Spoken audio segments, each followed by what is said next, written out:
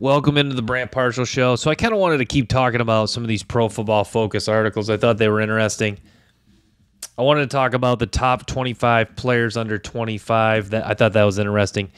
Penei Sewell coming in at number one. One of you guys said Justin Jefferson. Justin Jefferson actually turns 25, so he's not technically going to be under 25 in the 2024 season. So he turns 25 in June 16th, I believe. So he's not in the discussion.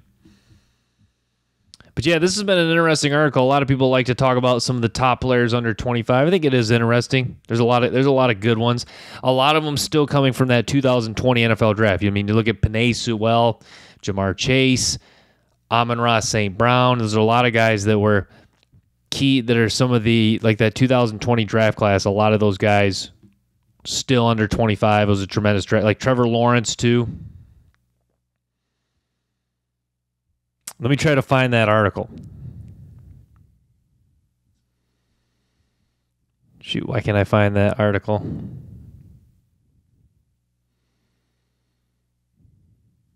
Here it is. Yeah, C.J. Stroud too. C.J. Stroud obviously was last year's draft. But yeah, Sauce Gardner. So Penei Sewell, number one. Sauce Gardner, 2. Trevor Lawrence, 3. Jamar Chase, 4. Kyle Hamilton, 5. Aiden Hutchinson, 6. C.J. Stroud. So, yeah, you kind of got a mix of guys in the 2022. So, in the top 8 guys, you got Sauce Gardner, Aiden Hutchinson, guys in the 2022 NFL draft. Then you got Jamar Chase, Trevor Lawrence, Penei Sewell, guys that were in the 2020 draft. So, yeah, 2 guys in the 2022 draft, 3 guys in the 2020 draft, and then Kyle Hamilton, or actually three guys in the 2022 NFL draft, Kyle Hamilton too. Yeah, the 2022 NFL draft, quietly a pretty good draft. It's interesting. A lot of people weren't as high in the 2022 NFL draft, but you look at like Sauce Gardner, a really good player, Kyle Hamilton, a really good player. Derek Stingley's been pretty good. Trying to think of other guys for that 2022 NFL draft class. Trent McDuffie too, he's on this list. So, yeah, quietly the 2022 NFL draft. Yeah, that was an interesting draft. And it actually, it's funny that, like, Thibodeau's been pretty good, too. Karloff is pretty good to some other guys I'm trying to think of from the first round of the 22 draft. But, yeah, it's interesting because, yeah, there's that draft. I remember Chris Collinsworth said it. Some people were saying trade out of that draft. Now, actually, the draft that got the most criticism was last year's, was 2023 draft. Some of the notable picks, C.J. Stroud, who's on this list, but then, yeah, Jalen Carter, who doesn't come in on this list, but maybe has a chance to get on this list if he has a breakout year next year. Garrett Wilson, another guy from the 2022 NFL draft, number 9. So, yeah, it's interesting. Yeah, the 22 draft, not a lot of hype, but still some good players. Got Patrick Surtain on here, Will Anderson, Patrick Surtain 13, Will Anderson 14, Tyler Smith 15, Bijan Robinson 16, Javon Holland 17. Yeah, Javon Holland's been pretty good. He's kind of taken a step back from after his rookie year, but he's been a good player. Gregory Rousseau, Laporta. Yeah, Laporta, really nice season. Tyler Linderbaum. Yeah, that just goes to show what a good draft the Baltimore Ravens had in 2022. They got Linderbaum. They got Kyle Hamilton. So, yeah, Baltimore, that's how you become a really good football team and build a really good to elite roster is you already have a good core roster. You already have a good franchise, good coach, good core roster. Maybe it's not great, and then you just have like a draft where you just hit on 2-3 starters like the Baltimore Ravens. Linderbaum, Hamilton, and yeah, then you got the Baltimore Ravens with a really good roster.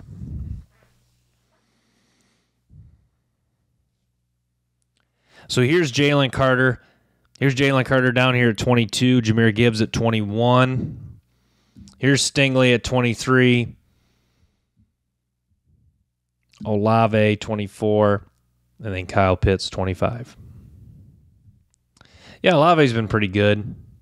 Pitts has not really lived up to the hype relative to where he was drafted. You remember it was a 4th overall pick and called a generational talent.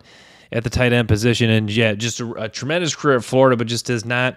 He's been solid, but just, I think a lot of people, I expected Kyle Pitts to be the next great tight end. I think a lot of people did. I think we got to be careful because not every guy can be the next Gronkowski, Travis Kelce, Kittle, that next elite tight end.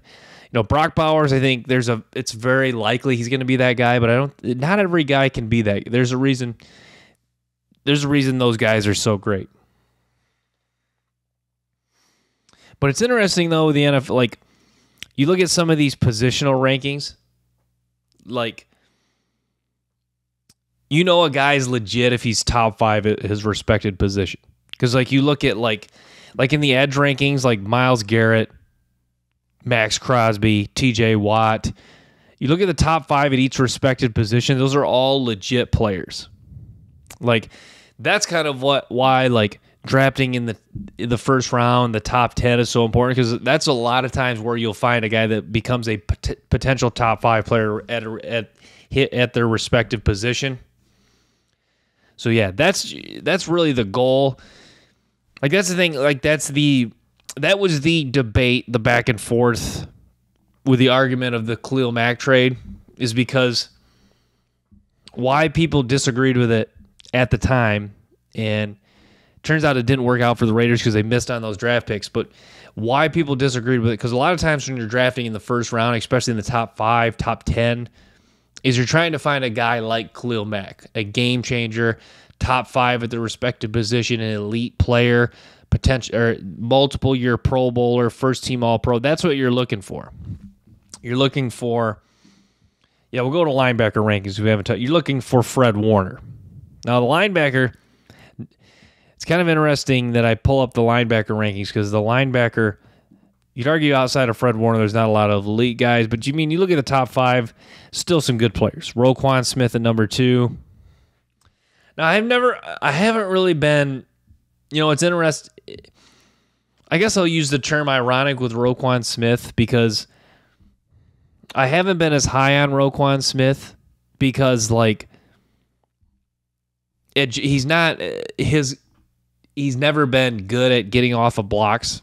He's not necessarily strong at the point of attack, especially when it comes to taking on big offensive linemen. That's always been a weakness he's had, and you've seen that it's hindered him from succeeding in the NFL. So, but even though he's deficient in that area, he's so strong in other areas. So I think that's why I say ironically he comes in at number 2, because to back up my statement, claim that Fred Warner is the only elite linebacker. So with that being said, if you're going to put Roquan Smith at number 2, then he must be deficient in at least one or two areas that holds him back from being number 1. So yeah, with that being said, Roquan Smith, I have no problem with him coming in at number 2. But yeah, Roquan Smith, the bottom line, good football player, athletic guy, good career at Georgia, good with the Bears, good with the Ravens. So, yeah. Matt Milano, good player too. Demario Davis. Yeah, I like Demario Davis. Demario Davis is not he's just I think he was a guy that was just put on earth to be a good linebacker. Demario Davis is not just an athletic freak. I think that's what holds him back for being the number 1 discussion. But yeah, Demario Davis just a good all around linebacker, just strong, good against the run, just a good overall player. And then yeah, C.J. Mosley's just had a nice career overall, multiple teams. Levante David's getting older, was once considered, I forget, 34 years old. Levante David, I don't know if he's at any point. What's interesting with him, I don't think at any point he's ever been viewed as like the number 1 linebacker, the best linebacker in the NFL, but he's always been in that top. Having it number 6 is very fitting for Levante David, like with his whole career considered, because yeah, he's always been in like the top 5 to 15 linebacker range. But I don't think on any year, even in some of his best years, like if you go back to like what were his best years? Like 20, like when's he came in? He's been in the league for a while. I think he came in the league in 2010, 2011. So if you look at even his prime years in like 2012, 13, 14, 15, like even in his prime years, I don't think he was, I think the highest people really regard him as maybe third, fourth linebacker. So yeah, 6 is probably is a safe spot to put him. Patrick Queen, yeah, I've been a bigger fan. Some people are not as big of fans of Patrick Queen. Now going to play with the Steelers this year. But Patrick Queen, an athletic guy, plays hard. Just I think what's tough with the NFL is I think Fred Warner sets expectations too high. I think it's kind of like, it's like with defensive tackles, like Aaron Donald, the gold standard at the defensive tackle position. Fred Warner's kind of become the gold standard at the linebacker position. So you're always kind of trying to find a guy like that. But I guess the first point I'll make with Patrick Queen is he's not quite an elite level like Fred Warner. Like he's not even necessarily close. So that's why he comes in at number 7. But I think kind of the other problem with Patrick Queen is kind of like with Tremaine Edmunds. He came into the league a very young player. I think he came in the league only 20, 21 years old. Like Tremaine Edmunds. Came in, nice rookie season. You just expect him to get better. I think those two guys, it was the same kind of story. Like most, like linebackers, a position that's weird. Like there's guys that come into the league. Patrick. I keep saying Tremaine Edmunds and Patrick Queen just because these guys were perfect examples of it because they came in very young, and a lot of guys get better. But you see, what's interesting though, it seems like for the linebacker position, like in Owusu Karamoah too at number 8, another guy, nice rookie year, but just like it hasn't got better. I think that's why Demario Davis is viewed highly because it seems like he got better throughout his career. You get a Patrick Queen, Tremaine Edmunds, you argue they just aren't getting better. Bobby Okereke. Yeah, Okereke been a good player. And then here's Tremaine Edmunds at number 11. Yeah. I mean, Edmunds is the guy that was overpaid by the Bears. I forget exactly what the contract was, but I think Chicago, that's just what bad franchises do. They overpay for good, solid players, and that's what Tremaine Edmunds is. Solid to good player, but you shouldn't overpay for solid to good. Quincy Williams, yeah, not a big name, Quincy Williams, but yeah, he's been decent for the Jets. Jermaine Pratt, yeah, Pratt's been okay. Nick Bolton too, yeah, I really like Nick Bolton. Nick Bolton, if you want to add to, I use the term underrated with a lot of guys. If you really want to talk about underrated, I think Nick Bolton is certainly an underrated player. Like he's not one of the top 3 players on the Kansas City Chiefs, but he's in the discussion as one of their top 5 players, which says a lot considering that their top 3 players are as good, like Mahomes, Kelsey, and Chris Jones are as good as anyone. So yeah, saying Nick Bolton's probably a top 5, 6 player in the Chiefs says a lot. Drew Tranquill, Oluokun, Devin Lloyd, Jelani Tavai, Bobby Wagner, Frankie Lavu, Ivan Pace Jr. I got to take some credit for Ivan Pace Jr. Loved Ivan Pace Jr. Talk about this is a guy that was undrafted, and all he does is play good football for the Minnesota Vikings this past year. I had him as my number 1 linebacker, or I was number 2 linebacker for last year's draft. And he's undrafted, and he has a nice season. Jerome Baker, and then Caden Ellis. They have some more. They keep going here. Logan Wilson, David Long, Sione Takitaki, Blake Cashman. Yeah, Takitaki been a good player overall. Willie Gay, Jawan Bentley. Yeah, Bentley's been pretty solid. I think the NFL, like the linebacker position, similar to the tight end position.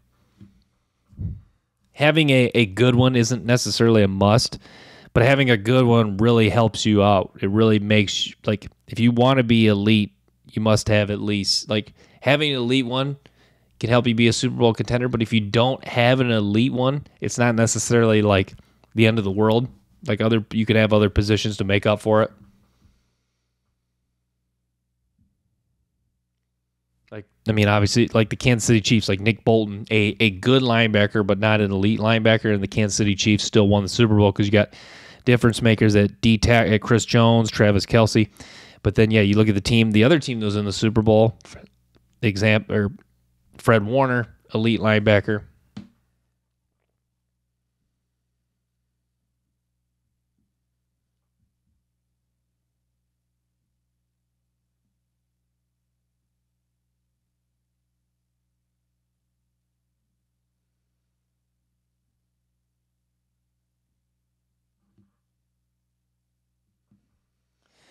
Yeah, so we'll look at the top interior defensive rankings. So essentially the defensive tackle rankings. Yeah, Chris Jones, number one. Yeah, Chris Jones is the best player, best defensive tackle in the NFL. Yeah, so they talk about with Aaron Donald retiring. Yeah, Chris Jones is a stud, phenomenal player. Dexter Lawrence, number two. Yeah, Dexter Lawrence just getting better and better each year. I love Dexter Lawrence. You know, this is a guy who he doesn't even get like a lot of credit for like if you look at like the Giants are really like this past year took a step back. If you look at last year, Dexter Lawrence was he played just such crucial big time football in games that they needed it. And Dexter Lawrence kind of like what I was talking about with the linebackers, some of them don't get better. Dexter Lawrence was a guy that came in with a lot of hype to the NFL. I think he was a first round pick. I got to look up where he was drafted, but you look at Dexter Lawrence, and the guy's just gotten better and better.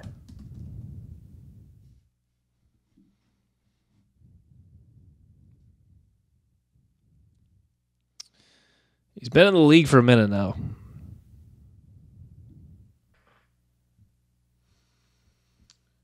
It's 26. Still only 26, too. I think he's 27 or 28. So he came in the league in 2019. Okay. And yeah, I mean, it just gotten better. Yeah, really has gotten better each year. Kind of took a step back from 2020 to 2021, but you look, yeah, 2022, really a nice season, 7.5 sacks, 7 tackles for loss. Yeah, yeah, Dexter Lawrence, really good football player. Quinnen Williams, too. Yeah, Quinnen Williams has gotten better and better. Same kind of thing with Dexter Lawrence. Came in with a lot of hype. Quinnen Williams, you remember, was a top 5 pick in the 2019 NFL draft. The same draft. 2019 NFL draft. So you got Williams, Lawrence taken. And people had high hopes for him, and they have really lived up to those expectations. And then the next year is the guy at number 4, Derek Brown. Derek Brown in the Derek Brown was in the same draft class. Yeah, Derek Brown was a year later, 2020 NFL draft class, because, his last year at Auburn was 2019. So, yeah, some of the best defensive tackles were in that. A lot of people talk about this in that 2019 NFL draft and that 2020 NFL draft. So, yeah, Williams, Lawrence in the 2019 NFL draft, and then next year, 2020, you got Derek Brown. Derek Brown just gotten better and better. So, Carolina paid him. Well worth the money. Big physical specimen. And, yeah, guy that just can stop the run, plug holes. That's Derek Brown's game. Does have some pass rush ability, but plugging holes, eating up space, taking on blocks, stopping the run, that's the name of the game for Derek Brown. Cameron Hayward, too. Yeah, Hayward been in the league for a long time. Yeah, one of the few remaining players, from the 2011 NFL draft class. Yeah, so yeah. I mean, you look at Hayward. I was talking about Levante David. These are guys, you're going back a few years, 2010, 2011. It's funny, I can remember all that way back, but that's a while now. Talking 13 years ago. Yeah, Cameron Hayward, a guy who, it's similar. It's interesting. He's kind of had a career like Levante David. like Levante David. Hayward's never really been seen as a top, maybe in like 1 or 2 years in his prime, not necessarily ever really seen as a top 3 player at his respective position, but always kind of been in that 5 to 10 range. So yeah, Levante David, Hayward, guys both from, I want to look it up, I think they were both in that 2011 NFL draft. Cameron Hayward NFL draft.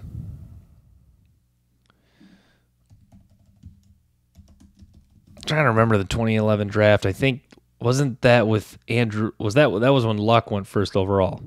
No, that was the year after, 2012. Yeah, this was Cam Newton, Von Miller. Yeah, this was the phenomenal draft.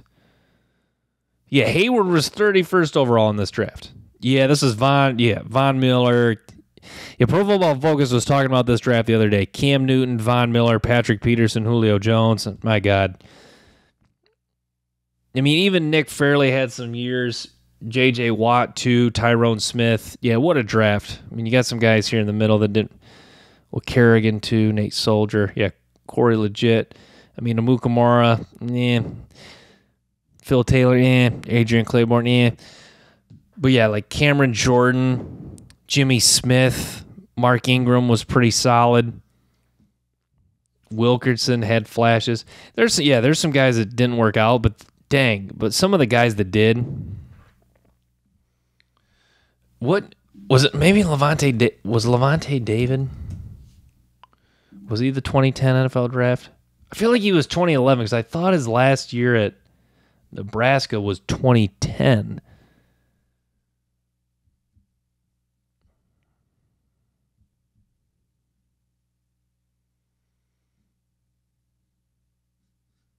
Oh, he was a 2012 NFL draft. Okay.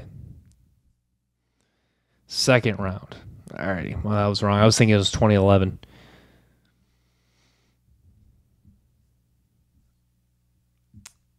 Yeah, I don't know. Yeah, I remember. Yep, played for Miami. Yep, or played from Miami, Florida. Played at Nebraska. Yeah, had a nice career at Nebraska. And then back to the defensive tackle ratings. Yeah, DeForest Buckner, number 6. Yeah, I like DeForest Buckner. He's a good player. Javon Hargrave, number 7. Jeffrey Simmons, number 8. Jeffrey Simmons, yeah, you could argue he should be higher on this list. Jalen Carter, number 9.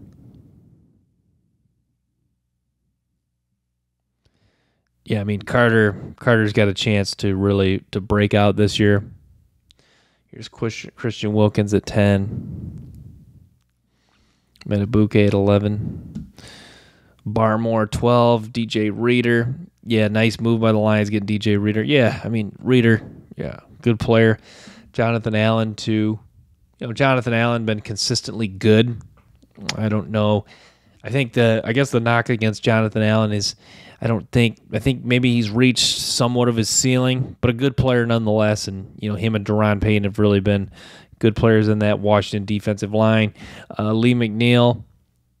Yeah, Lee McNeil has been good. I think like Brad Holmes is a believer in building the trenches. And, a lot of, like I just discussed, a lot of the top defensive tackles came in that 2019-2020 NFL draft. So, a lot of teams were really scratching and clawing to find a good one.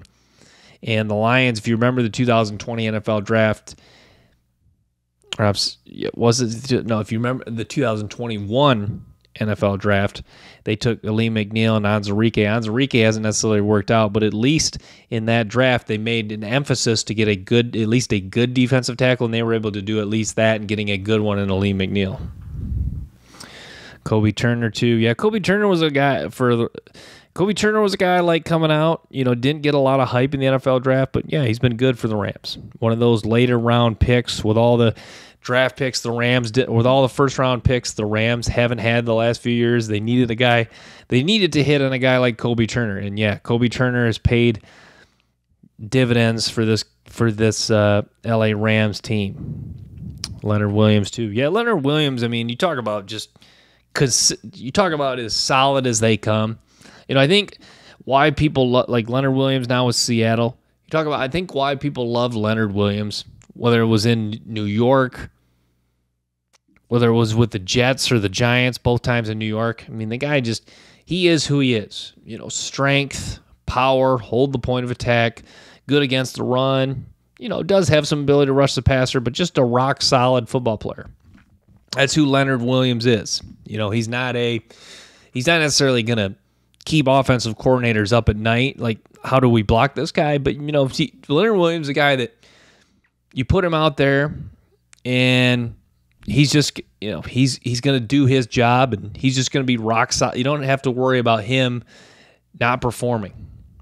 So, yeah, Leonard Williams, talk about, he is the definition of consistency, rock solid, and he's been healthy too. I talk about, a lot of guys, people always talk about injury issues. Let's give Leonard Williams some credit. He's a guy that's avoided injuries too. He's been available. He's been on the field. So they say, what's the expression? Sometimes your best ability is your availability.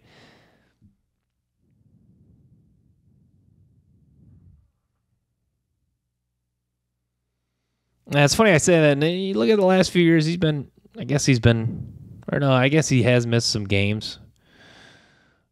But yeah, you look at his career high, like 2020 with the Giants, 11.5 sacks, 14 TFLs.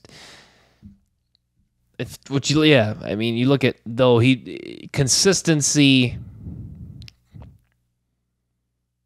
They say consistency is key. You look at each year, though, like 3 sacks, 7 sacks, 2 sacks. There's at least production. Like Leonard Williams is one of those guys who, he's like a person who maybe has a bunch of different jobs, and he's not necessarily like elite in any of those jobs, but he's good and he's got a strong resume, and that's how he can get hired right away. Leonard Williams, if Leonard Williams was your average, if he was looking for a job, he wouldn't have much of a problem getting hired. He's just it's like I said, he's just a rock solid player. Eric Armstead at 19. Yeah, Vita Vea at 21. You can argue Vita Vea should be higher. Ed Oliver, 22. You can argue Ed Oliver should be higher. Ed Oliver not getting a lot of love for Pro Football Focus. I like Ed Oliver. He was an interesting guy because he had a pretty good rookie year, then kind of took a step back, and then his then now has gotten better. But yeah, just not But yeah, needs to continue to play well. They got Byron Murphy already projecting the rookie to be good. Yeah, I think Byron Murphy will be good. Byron Murphy, the D tackle. Grady Jarrett down here.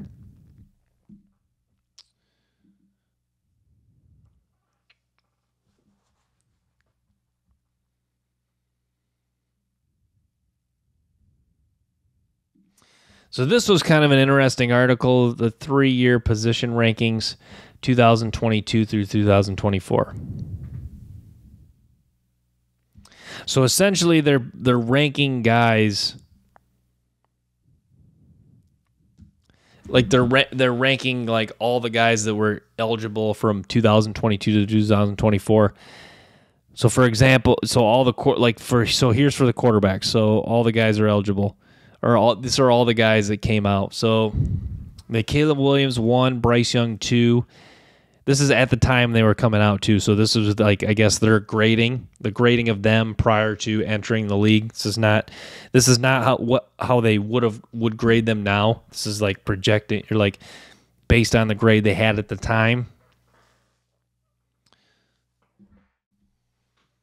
So yeah, they had Caleb Williams 1, Bryce Young 2, Drake May 3, CJ Stroud 4, Anthony Richardson 5, Jane Daniels 6. It's interesting, yeah, they McCarthy, Penix, and Bo Nix 8, 9, and 10. Yeah, it seems, Pro Football Focus not as high on McCarthy, Penix, and Bo Nix. I can see why they weren't as high on JJ McCarthy though. He's not necessarily a stat he's not necessarily like his stats are not necessarily eye popping, but Michael Penix, CJ Stroud at 4. It looks like Pro Football Focus like Drake May at 3. Surprised Jaden Daniels at 6. But yeah, I mean, I was with Pro Football Focus. I really like Bryce Young. I had him ahead of CJ Stroud. It looks like CJ Stroud's gonna have the better career, but who knows? Bryce Young could really turn things around next year, but it appears it's really looking like CJ Stroud is the best quarterback in that draft in last year's class.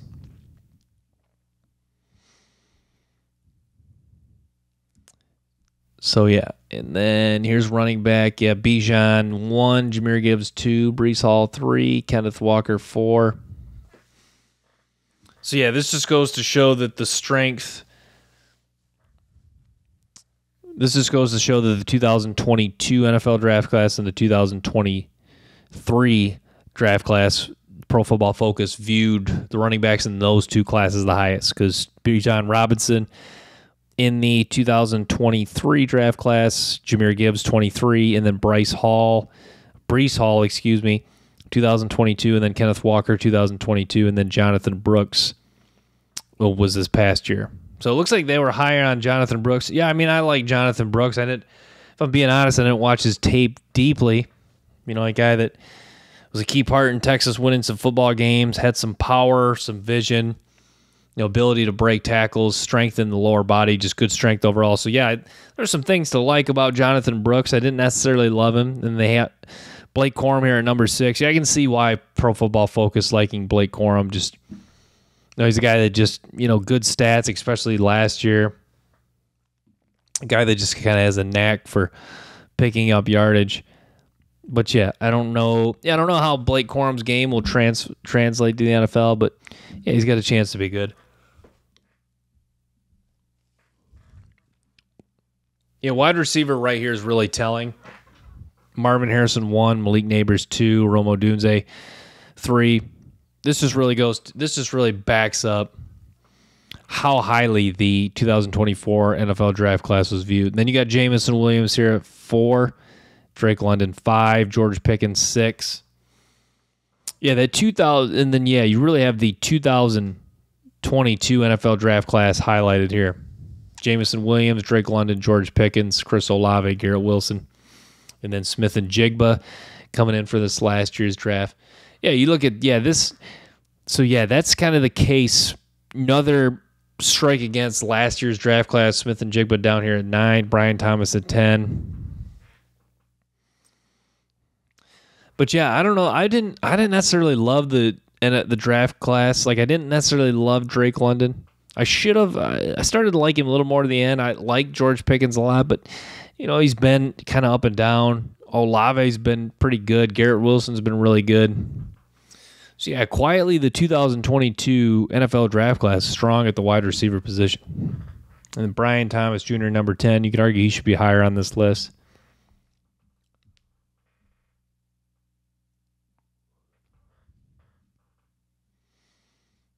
And then tight end, Brock Bowers 1, Darnell Washington 2. You got both the Georgia guys. Dalton Kincaid 3, Michael Mayer 4, Laporta 5. Should have been higher on Laporta, but that is what it is. Michael Mayer at 4. I didn't love Michael Mayer. I like Michael Mayer. I didn't necessarily love him. Jatavian Sanders 4. Yeah, offensive tackle, Joe Alt, Fuaga. Yeah, you got 4 guys in the top 10 here. Joe Alt, number 1, Fuaga 3, Fashino 6, Latham 10, Charles Cross 2, Aquanu 4. Yeah, and then here's some love to the 2022 NFL draft class. Charles Cross at number 2, Aquanu 4, Evan Neal 5. And then some love to last year's class. You got Darnell Wright, Broderick Jones, and then Paris Johnson. So you got the 7, 8, and 9 guys from last year's draft, and then the 22 draft represented with Cross, Aquanu, Evan Neal. Yeah, this is kind of interesting. Interior O-line, yeah, you got a lot of guys from this year. I think a lot of these guys will be good. Fontenot 2, Graham Barton 4, Jackson Powers Johnson 5, Zach Frazier 6.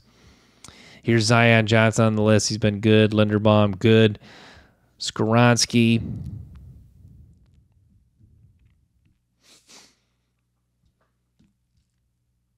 And then, here's the 2022 class represented.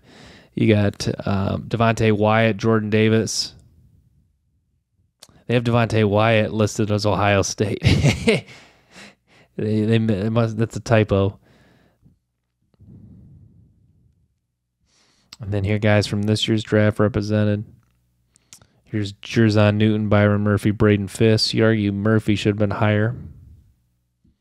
That just shows how dominant that Georgia defensive line is. You got the top three guys of the last 3 drafts at the defensive tackle position, all coming from Georgia. And this just shows the strength. The edge rusher class kind of pretty. Yeah, edge rusher class interesting. Will Anderson 1, Thibodeau 2, Hutchinson 3. And then 4 through 6 represents guys this past year. Laitu Latu, Jared Verse, Dallas Turner. And then here's Karloftis, Nolan Smith, Jermaine Johnson, Trayvon Walker. Linebacker Peyton Wilson 1, Devin Lloyd 2, Nicole. Boy, Pro Football Focus is pretty high on Peyton Wilson. Not as high on Edgerrin Cooper. I like Edgerrin Cooper as my number 1 linebacker. I like Junior Colson, too, from Michigan.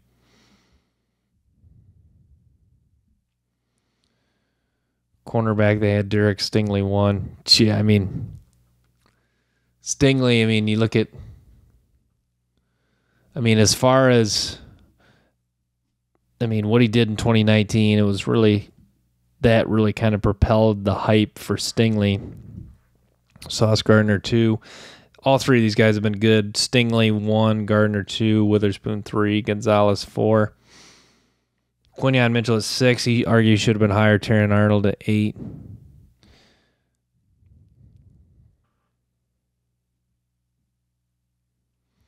Safety, Kyle Hamilton, Brian Branch, Tyler Newbin, Dax Hill. So, yeah. All right.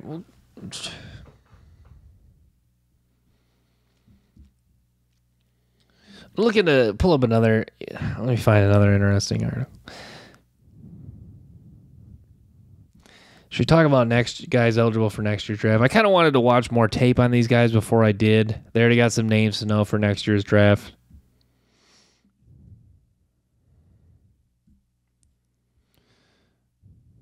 Okay, this was under NFL draft. All right, interesting.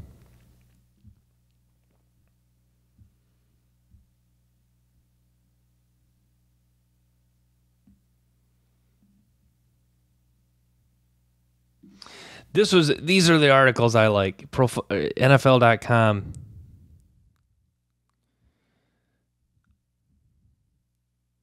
NFL.com did this too. The underrated players on each NFL team. Yeah, that's one for sure. Paulson Adebo on the Saints. Yeah, Paulson Adebo. I like Paulson Adebo. Really good player. Devin Lloyd in the Jacksonville Jaguars. Yeah, Kansas City. Yeah, Trey Smith. I think it's a lot of times it's a guard that's underappreciated too. Yeah, Trayvon Merrick of the Raiders. He's been underrated.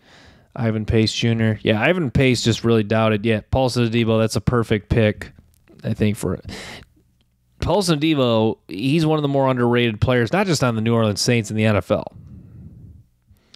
Guy's just rock solid. He's not even.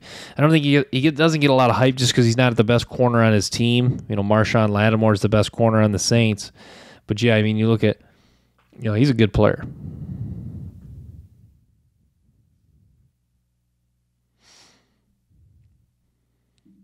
Here's the 2023 NFL offensive line rankings. Okay, that's not going to pull up.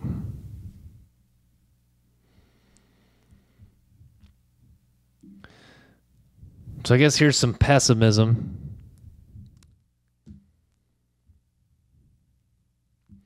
So reasons NFC teams won't make the playoffs. Here's the Arizona Cardinals. Young prospects aren't ready for starting roles.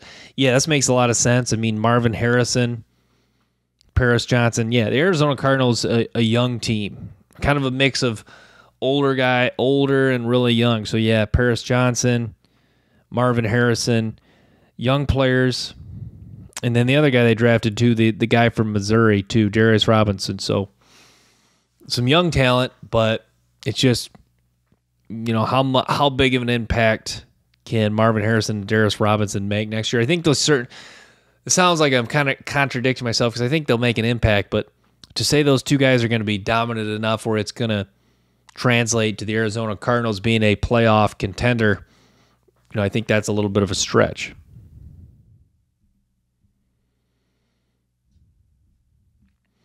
So continuing more of why NFC teams won't make the playoffs.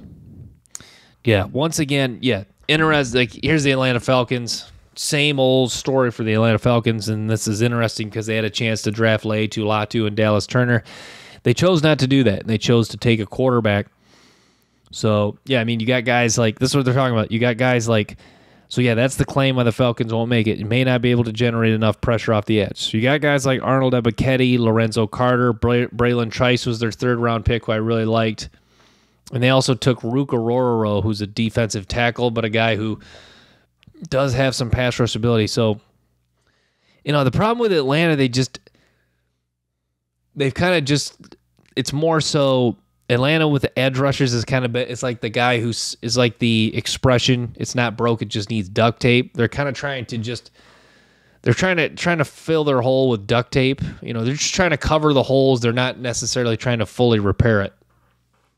So I think with Atlanta, like Arbiketti, like all these names sound good, but the bottom line in the NFL, if you don't have a very good to elite edge rusher, it doesn't, like, adding more guys doesn't necessarily make a difference. Like, I think in college football, you can get away with having a multitude of solid edge rushers because you can just keep rotating them in. In the NFL, if you have a bunch of solid edge rushers, yes, like, depth is great, but just like, if you don't have a guy that's at least very good to elite, I don't think it makes that much of a difference. So yeah, same kind of same question with Atlanta. Can they rush the passer? Yeah, Carolina Panthers, Bryce Young doesn't develop as needed. Yeah, that's kind of like, that's really, if you look at the Carolina Panthers, that's been my main point with the Carolina Panthers, because you look at them, like, there's some pieces. Okwanu's a good tackle. Derek Brown. You got guys, good players at premium positions. Derek Brown at D tackle, I would consider defense. You could argue defensive tackle is not a premium position, but having one as good as Derek Brown, you could argue is, you know, maybe not. It's maybe not a top 3 position in the NFL, but it's an important position. So you got Derek Brown, you got Okwanu. So you have at least, you got guys you can trust on the defensive line and the offensive line. And then you got also solid players. So, yeah, with the Carolina Panthers, you got good offensive linemen, but if Bryce Young doesn't develop, to stay with the glass half full trend, if Bryce Young develops, I think then those guys will look even better. If he doesn't develop, then, like, that's the thing. If Bryce Young is not very good, how much does Okwanu and Derek Brown help him? But I think if Bryce Young is good, suddenly the receivers become better. Suddenly Derek Brown and Okwanu and some of their good players really shine. Like Deontay Johnson and Xavier Legette, I think their receivers are perfect examples of, if Bryce Young is that good, he'll make those guys better. I don't think it's the other way around. I don't think Deontay Johnson and Xavier Legette are good enough where they can, if Bryce Young is not who we think he could be, I don't think that those guys are that good where they can make him better. And then with the Chicago Bears, Caleb Williams doesn't hit the ground running.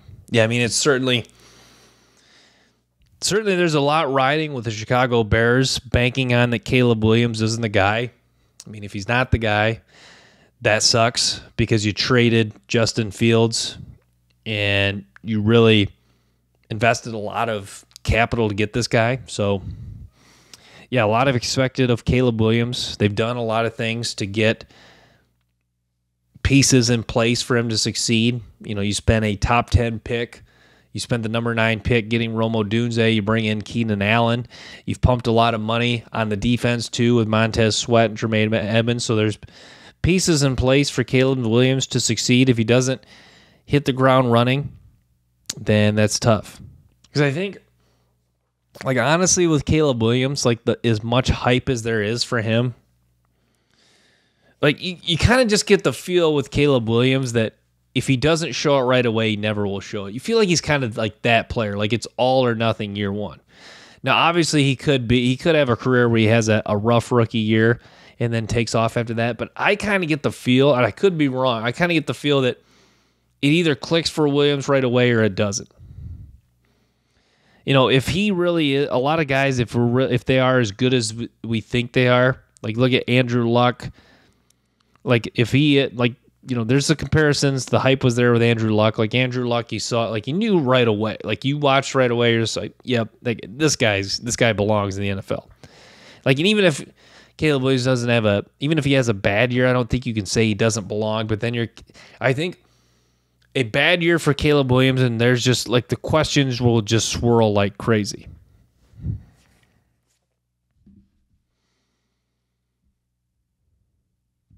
Yeah, Dallas Cowboys, Tyler Guyton struggles early at left tackle.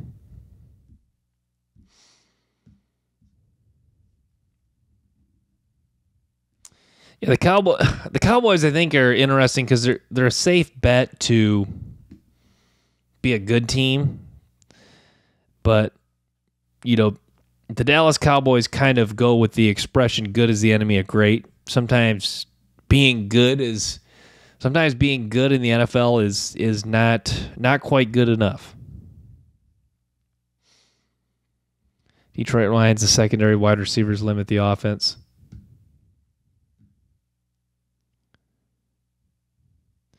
Yeah, I mean, is kind of the concern with the Detroit Lions. I mean, you got St. Brown, Laporta. But, yeah, Josh Reynolds is gone, though, and you need Jameson Williams to be more consistent. You know, you worry with Jameson Williams that he's just, yeah, there's drop issues like they touched on here, and it's just like he's not consistent. Green Bay Packers, yeah, Jordan Morgan struggles at left tackle. Yeah, Jordan Morgan, I thought it was a good pick. Not a lot of people liked it. Not a lot of people really knew about Jordan Morgan, but if you watch this tape, he's a good tackle, and he's got a chance to play meaningful snaps for the Packers this year.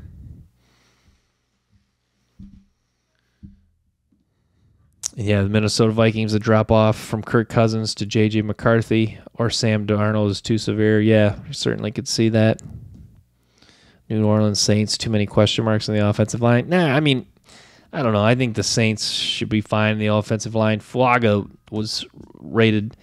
I think Fuaga will find a role on their offensive line, whether they play him at tackle. I think they got to play him at somewhere on the interior, but he could play tackle too. So, yeah, Fuaga, they got to find a spot for him.